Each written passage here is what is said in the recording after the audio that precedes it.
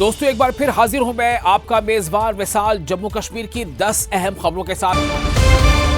सबसे पहले एक खबर बहुत अनोखी है। खबर यह है कि अखनूर में जाम में फंसी एक प्रेग्नेंट महिला यानी गर्भवती महिला ने एम्बुलेंस में ही बच्चे को जन्म दे दिया। दरअसल चौकी चौरा की एक प्रेग्नेंट लेडी यानी एक हामला खातून को बेहतर इलाज के लिए अखनूर ले जाया जा रहा था, लेकिन 144A जो कौमी शाहराह है उस पर भारी ट्रैफिक जाम की वजह से एम्बुलेंस फंस गई। इस बीच खातून को तेज दर्द ज़ेह शुरू हुआ और एम्बुलेंस में ही बच्चे की पैदाइश हो गई। एम्बुलेंस स्टाफ ने सावधानी से डिलीवरी कराई और फिर मां बच्चे को बहुत ही हिफाजत के साथ अखनूर अस्पताल पहुंचाया। दोनों की हालत बेहतर बताई जा रही है।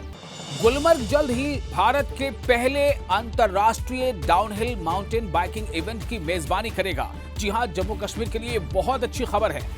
ज़बर-1 में MTB डाउनहिल ज़बर-1 लेजेंड सीरीज का ऐलान किया है, जो भारत का पहला बैनुल-अक़वामी डाउनहिल माउंटेन बाइकिंग इवेंट है। ये इवेंट 9 से 12 अक्टूबर तक गुलमर्ग में आयोजित किया जाएगा। इस इवेंट में भारत और गैर मुल्क के राइडर्स शामिल होंगे, जिनमें ऑस्ट्रेलिया, ताइवान, चेक गणराज्य, इटली, ब्राजील और इंडोनेशिया के एथलीट शामिल होंगे। राजौरी में ऑपरेशन सिंदूर के मुतासरा खानदानों को फिल्म एक्टर नाना पाटेकर के NGO की तरफ से राहत राशि बांटी गई, उन्हें माली इमदाद दी गई। निर्मला गजानन फाउंडेशन की तरफ से खुद नाना पाटेकर की तरफ से राजौरी और पुंछ के 117 मुतासरा खानदानों को रिहैबिलिटेशन के लिए यानी बाज़ाबादकारी की मदद के तौर पर 42 लाख रुपए के चेक तकसीम किए गए। लोगों ने नाना पाटेकर की इस पहल को काफी सराहनीय बताया है। भरेंगे नहीं, वो जख्म कभी मतलब उसका दर्द जो है वो जख्म के तक सीमित है नहीं, वो अंदर तक घाव रहेंगे। जिंदगी में और बहुत सी खुशियाँ आएगी तो भी ये जख्म आप भूल नहीं पाओगे। तो वो हम क्या करते हैं, मैं सिर्फ ऐसे कंधे पे हाथ, कैसे मत समझो कि तुम अकेले हो, मैं हूँ, ये एहसास दिलाना, इसके अलावा क्या कर सकते। जब ये ऑपरेशन सिंदूर हुआ, जब आपने खबर सुनी होगी कि इस तरह के लोग तुम्हें मारे गए, बच्चे छोटे छोटे, उसी वक्त जहन में आया कि हालांकि ये सब पूरा जो है प्रोग्राम ये जहन में आया, वो बेटा है मेरा मल्हार, उसके जन्म के बाबा वहाँ उनके लिए कुछ करना चाहिए, वहाँ जाना चाहिए। तो मैंने कहा तू जैसे सोचेगा, ये भी जो अरेंज किया है वो उसने किया है, मल्हार है, गणेश है, तो लेकिन ये पूरा जो है दिमाग से निकला वो मल्हार का है। जो बेटी बच्ची आपने गोद ली है, किस तरह की जिम्मेदारी है? कहने जिम्मेदारी पूरी की पूरी, जब शादी तक वो जिम्मेदारी मेरी अपनी है, और मैं फाउंडेशन की नहीं, मेरी अपनी है, पर्सनल, वो तो मैं करूँगा, वो करना पड़ेगा। वो तालियों के लिए या लोगों को कहने के लिए नहीं होता। तो हालांकि मैं ये इंटरव्यू में भी हूँ, मैं बोलना नहीं चाहता, करेंगे। और बॉलीवुड की एक्ट्रेस भूमि पेडनेकर ने जम्मू के सैलाब मुतासरा इलाकों का दौरा किया। इस दौरान उन्होंने भारी बारिश और सैलाब से नुकसान का जायजा लिया। इसके बाद मीडिया से बात करते हुए भूमि पेडनेकर ने कहा कि बारिश से हुए जान माल के नुकसान को देखकर वो काफी जज्बाती हो गई। उन्होंने भरोसा दिया है कि वो बाढ़ पीड़ितों के लिए ज्यादा से ज्यादा रकम जुटाने की कोशिश करेंगी। इसके साथ ही उन्होंने कहा कि इस मुद्दे को फिल्म इंडस्ट्री के साथ उठाएंगी और जितने भी मुतासरा लोग हैं उनके लिए रकम इकट्ठा करेंगी। सैलाब मुतासरा इलाकों के दौरे से पहले भूमि पेडनेकर ने जम्मू में बावे वाले मंदिर में नवरात्र के पहले दिन की पूजा भी की। पुलवामा के ओवैस याकूब ने चीन में हुए मिक्स्ड मार्शल आर्ट्स मुकाबले में फिलीपींस के खिलाड़ी को हराकर बड़ा नाम कमाया है।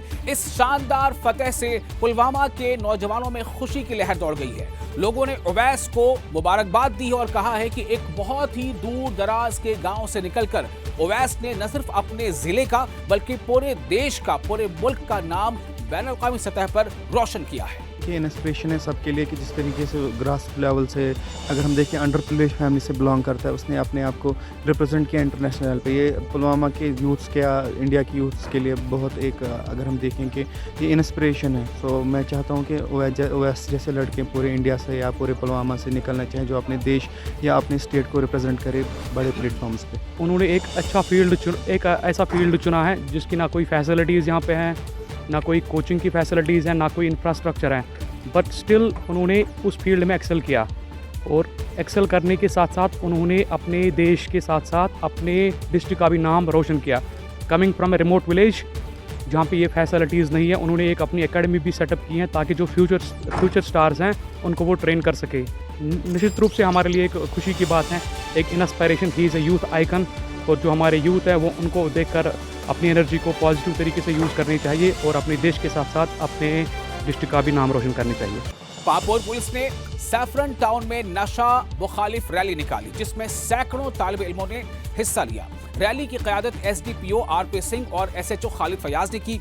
इस रैली का मकसद लोगों को नशे के नुकसान से बाखबर करना था, उन्हें बेदार करना था, ताकि ये जो कस्बा है वो नशे के मुज़िर असरात से महफूज रहे। जम्मू कश्मीर में कांग्रेस प्रदेश सदर तारिक हमीद कर्रा ने संसद सैयद नासिर हुसैन को सुरक्षा और गाड़ी न मिलने पर हुकूमत की जो है कड़ी तनकीद की है।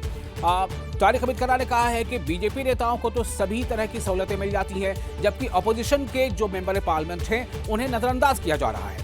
इसी बीच नासिर हुसैन ने वोट चोर गद्दी छोड़ मुहिम शुरू की है, यानी कांग्रेस की मुहिम है, जिसका मकसद लोगों को उनके वोट का जो हक है उसके तय उन्हें बेदार करना है। वहीं कांग्रेस नेताओं ने सेब किसानों को हुए नुकसान और बंद हाईवे पर भी फिक्र का इजहार किया। The people who are responsible for providing security and protocol totally failed this time. तो हमारे वास्ते ये एक बहुत बड़ा cause of concern है। It is a security lapse on the part of Jammu and Kashmir government. Vote चोर गद्दी छोड़, हमारा वोट हमारा हक, इसके नाम से ये चला रहे हैं। और वैसे इसके पहले जो हमारी रियासत हमारा हक भी जो है हम लोग लगातार चला चुके हैं और आगे भी उस प्रोग्राम को चलाएंगे। पहले हम लोगों ने देखा कि ये सीबीआई, ईडी और आईटी का इस्तेमाल करके इन्होंने सरकारें गिराने का काम किया। जो परसेंटेज इलेक्शन कमीशन अनाउंस करती है उसमें और जो वोटिंग में, जो काउंटिंग में जो वोट निकलते हैं उसमें अचानक हर कॉन्स्टिट्यूंसी में 2-2, 4-4, 5-5 हजार बढ़ जाते हैं। बीजेपी ने पीएम मोदी के जीवन पर आधारित प्रदर्शनी का आयोजन किया। यह प्रदर्शनी श्रीनगर के लाल चौक स्थित ऐतिहासिक घंटाघर में आयोजित की गई। इस प्रदर्शनी का इफ्तिताह अपोजिशन के नेता सुनील शर्मा और बीजेपी संगठन महामंत्री अशोक कौल ने किया। इस नुमाइश में बड़ी तादाद में लोग शामिल हुए। अवंतीपुरा में इस्लामिक यूनिवर्सिटी के 6 साइंसदानों ने बैनुल-अक़वामी सतह पर कश्मीर का नाम रोशन किया है। स्टैनफोर्ड यूनिवर्सिटी की 2025 के दुनिया के टॉप 2% साइंसदानों की सूची में इन साइंसदानों का नाम शामिल किया गया है। प्रोफेसर शकील ए रोमशू लगातार छठी बार इस फहरिस्त में जगह बनाने में कामयाब रहे हैं। उनके साथ शकील अहमद, बशार तबी डार, मंजूर राथर, मुजफ्फर माचा और शकील खांडे के नाम भी शामिल हैं।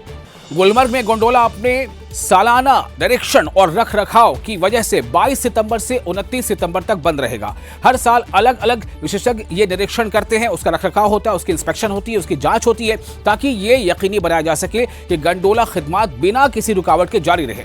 गौरतलब है कि गुलमर्ग गंडोला एशिया की सबसे बड़ी और सबसे ऊंची केबल कार ये प्रोजेक्ट है, जो रोजाना सैकड़ों टूरिस्ट को अपनी ओर आकर्षित करती है और कश्मीर के सबसे अहम टूरिस्ट स्पॉट में से एक शुमार की जाती है।